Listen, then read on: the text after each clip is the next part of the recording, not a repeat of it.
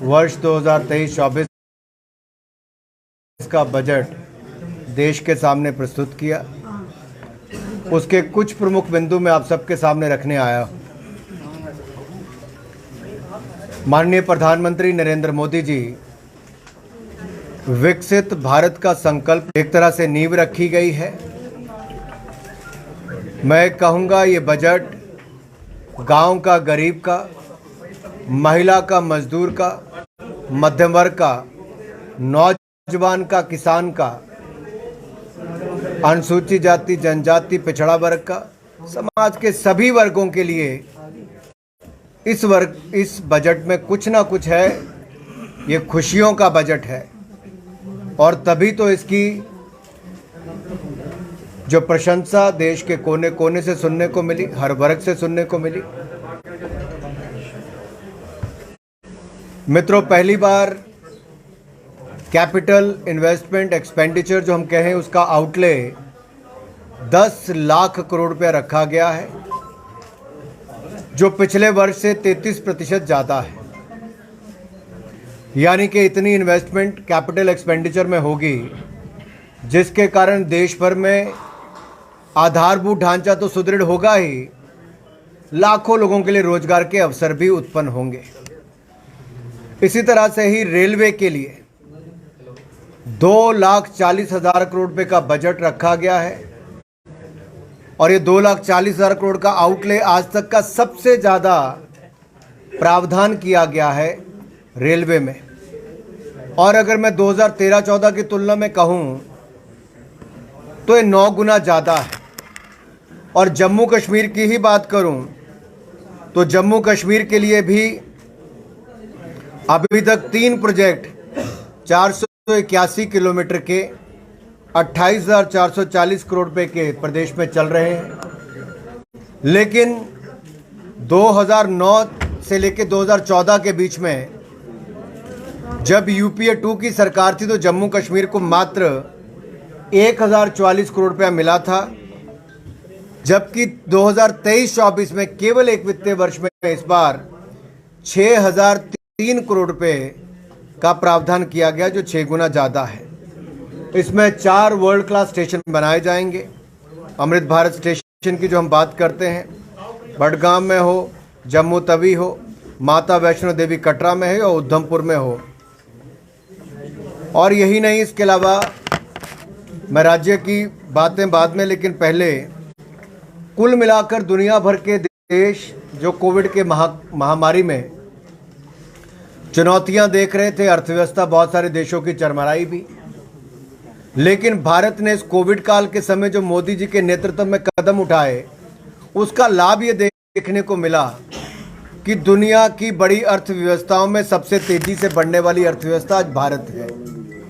और इस वर्ष भी आंकलन ये है कि 7% की दर से भारत में जीडीपी की दर रहेगी। वहीं पर अगर मैं गरीबों की बात करूं तो प्रधानमंत्री आवास योजना में 3.5 करोड़ से ज़्यादा पक्के मकानों की स्वीकृति हुई। लगभग 3 करोड़ के लगभग पक्के मकान बनाकर दिए जा चुके हैं। और आज तक का सबसे बड़ा बजट प्रधानमंत्री आवास योजना में 79,000 करोड़ रुपए का बजट का प्रावधान किया गया है, जो पिछले वर्ष की तुलना में 66% ज़्यादा है।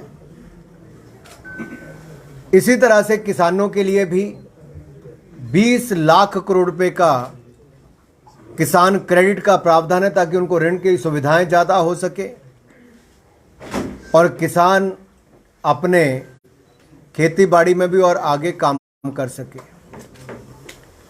एमएसएमई सेक्टर जो हमारा लघु सूक्ष्म उद्योग है, उसमें भी 2 लाख करोड़ रुपया एमएसएमई क्रेडिट गारंटी स्कीम के अंतर्गत रखा गया है, जो 9,000 करोड़ रुपए का जो भारत सरकार ने अपनी ओर से उसके लिए प्रावधान किया है। लेकिन ये 2 लाख करोड़ का लाभ क्या होगा? जो सूक्ष्म लघु उद्योग हैं उनको ज़्यादा पैसा मिल पाएगा, बगैर कोलेट्रल के मिलेगा, और इसमें ब्याज दर भी 1% से ज़्यादा कम रहने वाली है। इसी तरह से ही युवाओं की अगर मैं बात करूं तो युवाओं के लिए फ्यूचर वर्क्स 4.0 की जब हम बात करते हैं, जिसमें आर्टिफिशियल इंटेलिजेंस है, कोडिंग है, 3D प्रिंटिंग है, इंटरनेट ऑफ थिंग्स है, इनके लिए स्किलिंग देने का काम भी लाखों लोगों को प्रधानमंत्री कौशल विकास योजना के अंतर्गत किया जाएगा। और 47 लाख युवाओं को स्टाइपन देने का काम भी किया जाएगा, इसके लिए भी करोड़ों रुपए का खर्चा आएगा। फिर 30 स्किल इंडिया इंटरनेशनल सेंटर देश के अलग अलग कोनों में खोले जाएंगे ताकि प्रशिक्षण भारत के युवाओं को दिया जा सके। 3 centre of excellence artificial intelligence के खोले जाएंगे ताकि भविष्य के जो रोजगार है उसको लेकर भी आज के युवाओं को प्रशिक्षित किया जा सके, उनको अवसर दिए जा सके। यही नहीं मित्रों, अगर अब तक का भी आप देखेंगे तो बहुत सारी ऐसी, मैं उसमें उपलब्धियों पे तो बाद में आऊँगा। मध्यम वर्ग के लिए मुझे याद है पिछली बार भी जब मैं जम्मू भी आया और उससे पहले कुछ राज्यों में और गया तो ये चर्चा आती थी कि मध्यम वर्ग के लिए क्या इनकम टैक्स में राहत कब दोगे। तो मुझे कहते हुए प्रसन्नता है कि 7 लाख रुपए तक आपको 1 रुपया भी टैक्स नहीं देना। जो हमारे सरकारी कर्मचारी हैं या आज के भी हमारे जो बाकी व्यापारी, आपको 7 लाख रुपए तक कोई टैक्स नहीं देना है। जो आपको पुरानी टैक्स व्यवस्था के हिसाब से 33,800 रुपये देने पड़ते थे, और इसी तरह से अगर आप देखो तो 9 लाख पर पुरानी कर व्यवस्था के हिसाब से आपको 62,400 देने पड़ते थे, नई के हिसाब से 45,000 रुपये ही देने पड़ेंगे, यानी कि 5% आपको केवल टैक्स लगेगा। और अगर आप 15 लाख रुपए तक की आय आपकी है तो आपको 45,000 रुपये का फ़ायदा इस पे होगा। अब आपको केवल 1.5 लाख रुपया ही इस पे टैक्स देना पड़ेगा, यानी कि 10% ही आप उसके ऊपर टैक्स दे रहे हो। ये अपने आप में जहां एक और लोगों की बचत की ओर भी आपको लेके जा रहा है, वहीं पर देश में पिछले 2-3 सालों में अगर आपने देखा, 2 सालों में कोविड के समय जहां एक और इनडायरेक्ट टैक्सेस में भी लगातार जीएसटी की कलेक्शन बढ़ी, कभी 1 लाख करोड़ पे भी नहीं होता था तो अब 1,60,000 करोड़, 1,50,000 करोड़, 1,48,000 करोड़, इस तरह की कलेक्शन आती है। तो वहीं पर डायरेक्ट टैक्सेस, जिसको हम इनकम टैक्स बात हम सब लोग पे करते हैं, वो भी कॉरपोरेशन टैक्स, उसमें भी वृद्धि हुई है। तो कुल मिलाकर देश के टैक्स पेयर को भी ये लगा कि जो टैक्स का पैसा वो देता है, मोदी सरकार उसको गरीबों के कल्याण पर, देश के विकास पर खर्च करती है। और इसीलिए टैक्स में राहत भी दी गई कि मध्यम वर्ग को इसमें राहत भी मिले, गरीबों को, लोअर इनकम ग्रुप को भी इसमें लाभ मिल सके। इनकम टैक्स रिटर्न का प्रोसेसिंग टाइम 93 दिन से कम करके अब मात्र 16 दिन रह गया। आपने देखो कि रिफंड भी बहुत तेजी से वापस आने शुरू हुए। इसी तरह से ही हमने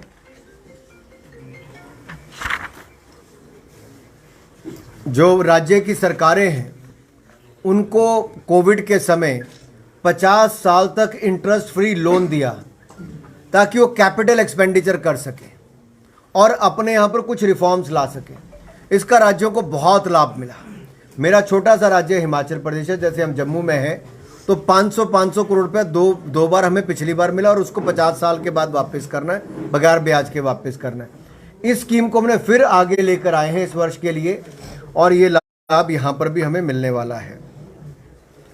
गरीबों के लिए 80 करोड़ गरीबों को 28 महीने तक बगैर किसी खर्च के मुफ्त में अनाज देने का काम मोदी सरकार ने किया। एक तरह से डबल अनाज उनको मिल रहा था।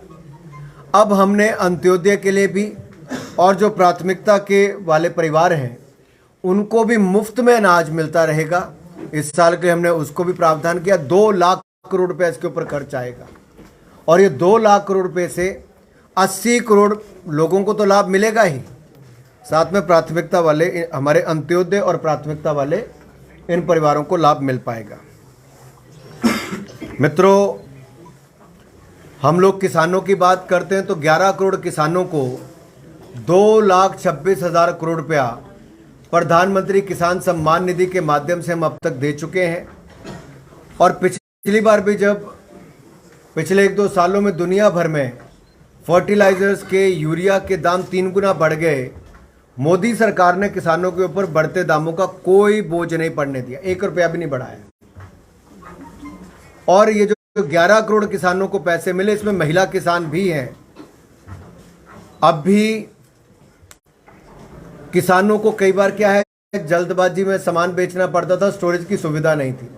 अब हम पंचायत स्तर पर स्टोरेज की सुविधा बनाएंगे, किसान जब चाहे तब अपने अनाज को बेचे, जब मंडी में उसको दाम अच्छा मिले, ई नैम के माध्यम से बेचे, या बाकी कंप्यूटराइजेशन हम जो कोऑपरेटिव सोसाइटी से लेके बाकी का कर रहे हैं, जिसमें 25,000 करोड़ रुपये अलग से खर्च हो रहा है, वो अलग है।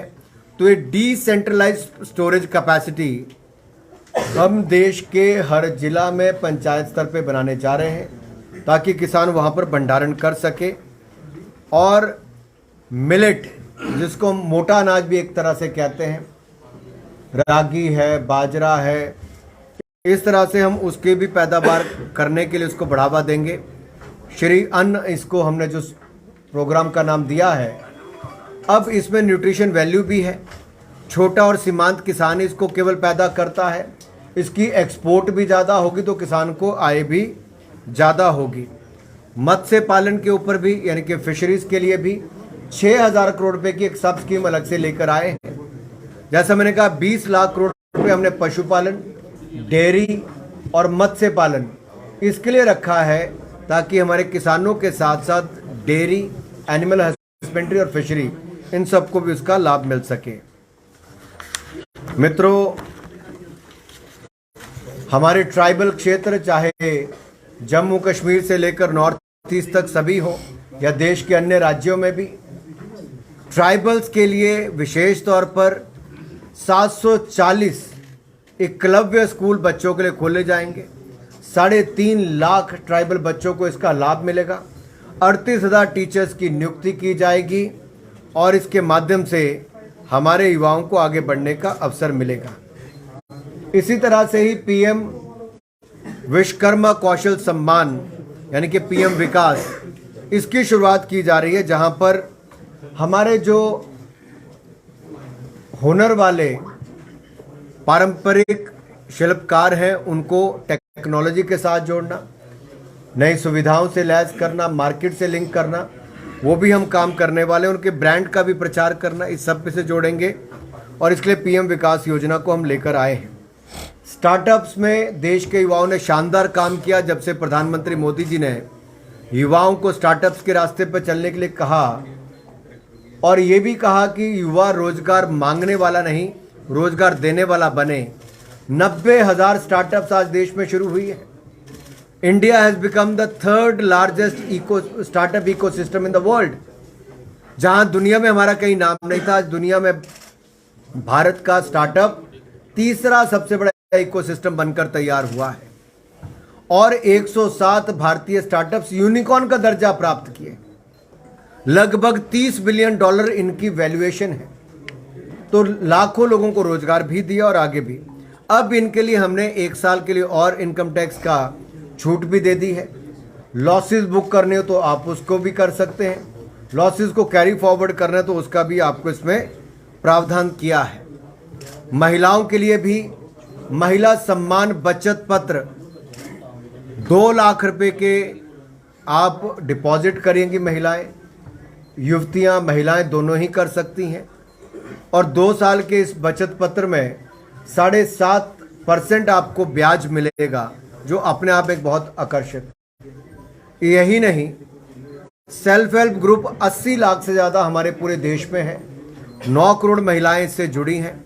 इन 9 करोड़ महिलाओं को जिस तरह से हमने किसानों के लिए एफपीओज बनाए, फार्मर प्रोड्यूसर ऑर्गेनाइजेशन, या उनको मार्केट लिंकेज करने का काम किया, इसी तरह से सेल्फ हेल्प ग्रुप की महिलाओं को, जो स्वयं सहायता समूह जिसको हम कहते हैं, उनकी 9 करोड़ महिलाओं को हम मार्केट लिंकेज देने का काम, टेक्नोलॉजी से जोड़ने का काम, ये सब करने वाले हैं।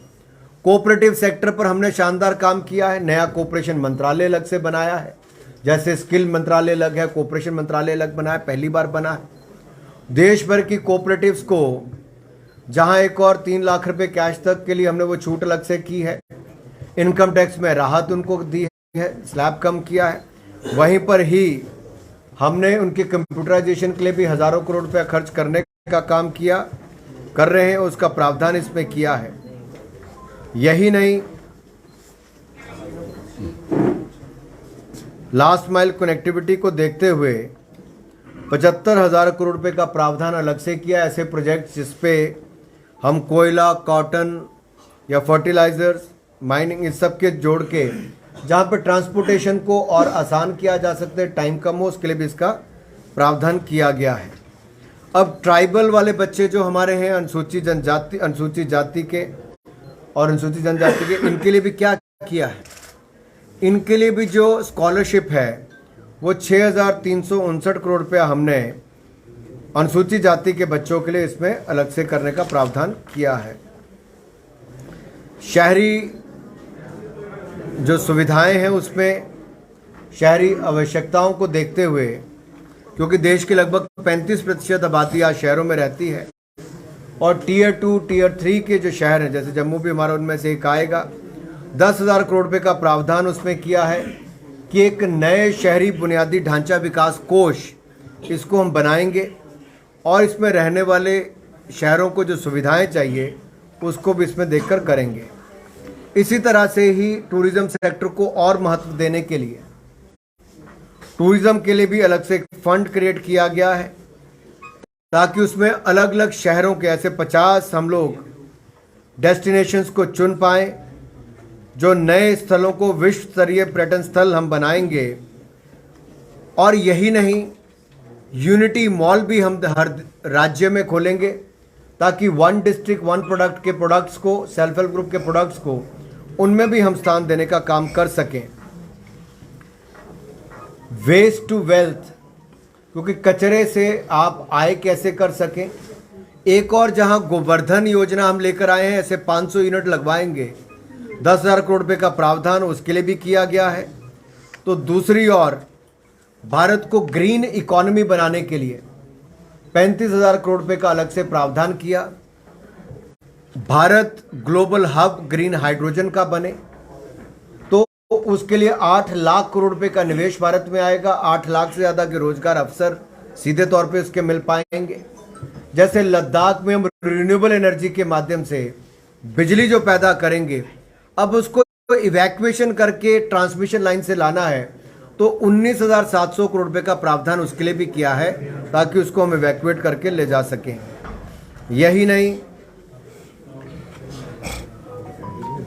जहां तक वन रैंक वन पेंशन भी मोदी सरकार ने ही किया, अब उनकी पेंशन को रिवीजन करने का काम भी कुछ महीने पहले मोदी सरकार ने ही किया।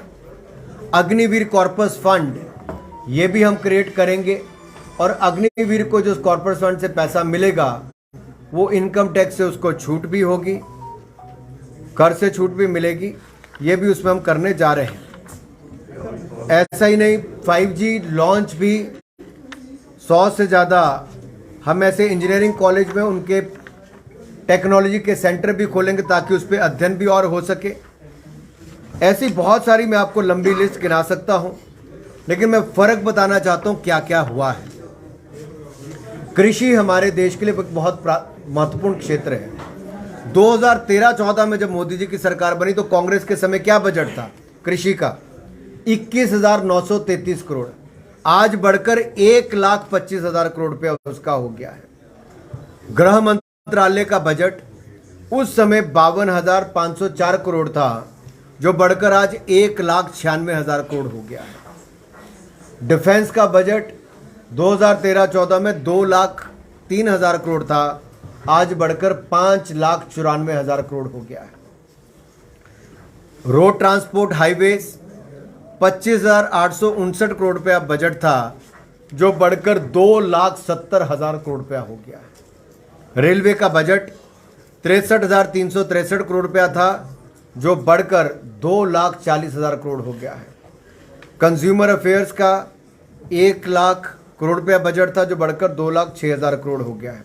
ग्रामीण विकास, गांव की जब हम बात करते हैं तो 80,194 करोड़ बजट था, जो बढ़कर 1,60,000 करोड़ हो गया है। एजुकेशन 79,451 करोड़ रुपया बजट था, जो बढ़कर 1,12,000 करोड़ हो गया है। और इसी तरह से ही स्वास्थ्य का 37,330 करोड़ रुपया बजट था, जो बढ़कर 88,936 करोड़ हो गया। इसी तरह से ही खेलों का बजट मेरे डिपार्टमेंट का तो उस समय मुश्किल से 850 करोड़ 864 करोड़ रुपया था, जो बढ़कर 3397 करोड़ रुपया हुआ है। तो इस तरह से हम देखते हैं एक तौर तो बजट लगभग दुगने से ज़्यादा इन 8 वर्षों में मोदी सरकार के समय हुए हैं। वहीं दूसरी ओर भारत में प्रति व्यक्ति आय भी लगभग दुगनी हुई है। ये भी अपने आप में एक बड़ी संतोषजनक स्थिति है 2014 के मुकाबले। और जैसा मैंने कहा कि भारतीय अर्थव्यवस्था इस साल 7% की दर से बढ़ने की उम्मीद है, जो दुनिया की बड़ी अर्थव्यवस्थाओं में सबसे ज़्यादा है।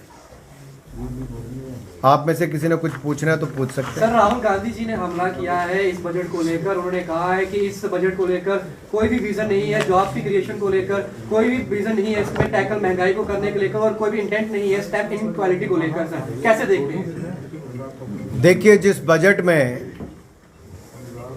समाज के हर वर्ग के लिए कुछ ना कुछ हो,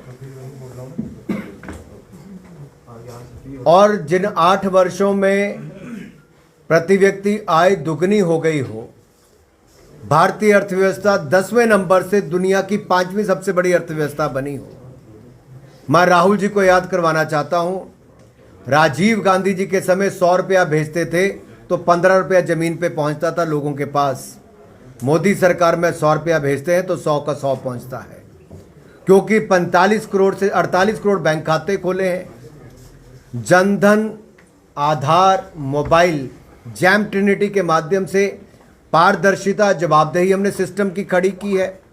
आज गरीब से गरीब व्यक्ति भी, चाय वाला, ठेले वाला, रेडी वाला, वो QR अपने डिजिटल पेमेंट्स करता है। आप लोग भी करते हैं। जो दुनिया के बड़े बड़े देश नहीं कर पाए, हमने कोविन ऐप पर आपको डिजिटल सर्टिफिकेट दिए। 220 करोड़ वैक्सीन हमने मुफ्त में लगवाई। राहुल गांधी जी कहते थे विश्वास मत करो। 80 करोड़ गरीबों को हमने 28 महीने तक मुफ्त में राशन दिया। दुनिया भर में महंगाई 3-3, 4-4 गुना बढ़ी है, भारत में लगातार महंगाई कम करने का काम किया। मेरा राहुल गांधी जी, सोनिया गांधी जी से प्रश्न है, मनमोहन सिंह जी के समय महंगाई दर 12% थी 2012-13 में। तब तो दुनिया में ना युद्ध था ना कोविड था। आज 5% महंगाई की दर है। हमने महंगाई को भी नियंत्रण में रखा है और निर्यात भी ज्यादा किया है। इनके समय हथियारों के सबसे बड़े इंपोर्ट करने वाला देश भारत था।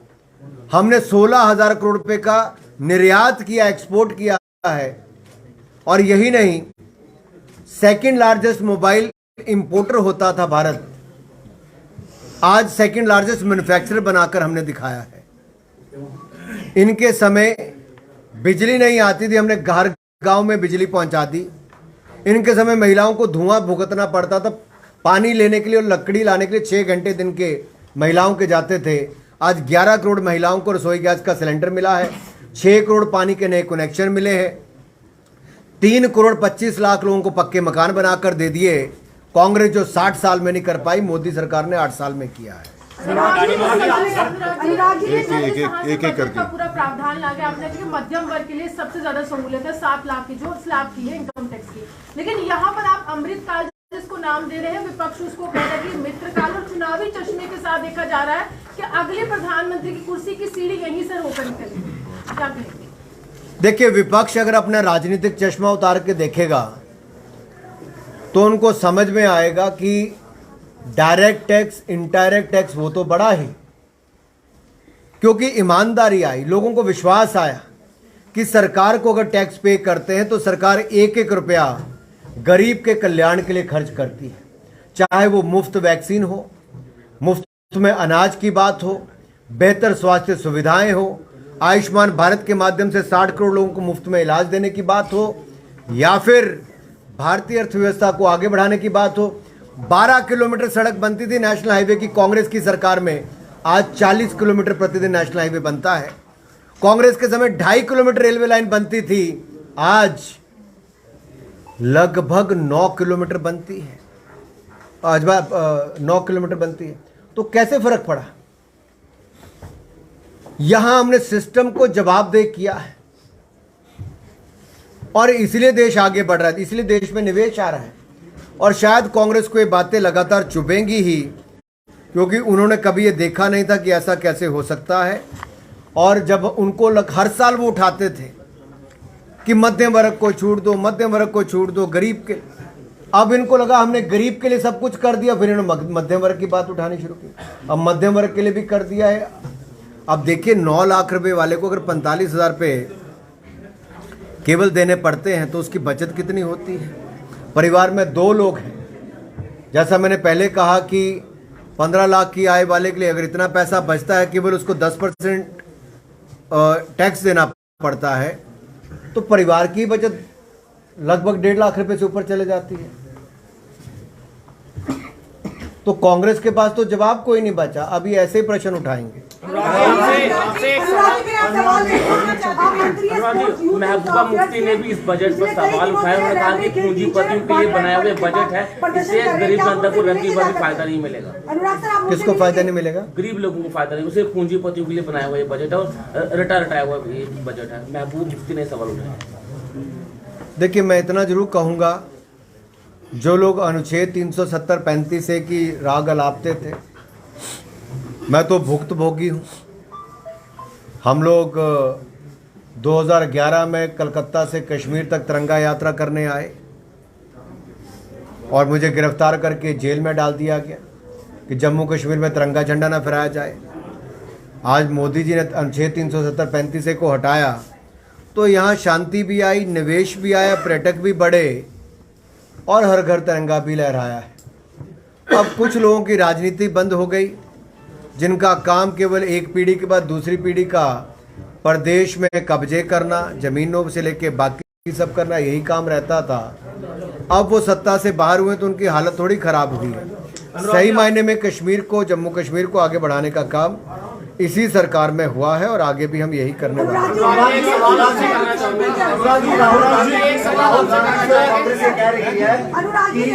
भारतीय जनता पार्टी जो है आने वाले दिनों में राष्ट्रीय संपत्ति 50,000 करोड़ की बेचने की तैयारी में है। और राहुल गांधी और कांग्रेस सरकार ये कह रही है कि भारतीय जनता पार्टी 2024 तक राष्ट्रीय संपत्ति बेचने की तैयारी में है और ये वो सरकार है जो कहा करती थी कि हम देश नहीं बिकने देंगे। ऐसा राहुल गांधी और कांग्रेस पार्टी का कहना है। नहीं, मैं आज भी कहता हूं कि जो कांग्रेस के लोगों ने देश को लूटकर खोखला कर दिया, हमने वायदा किया था 2013-14 में कि सत्ता में आएंगे, ना खाएंगे ना खाने देंगे, और उस बात पर हम आज भी टिके कि 8 वर्ष हो गए, मोदी सरकार के ऊपर कोई एक पैसे का आरोप नहीं लगा सकता। ईमानदारी के साथ सरकार चलाई है और कह सकते हैं ना देश बिकने दिया है ना बिकने देंगे। भारत को मजबूत किया है, आगे बढ़ाया है और आगे ही बढ़ाने का काम करेंगे।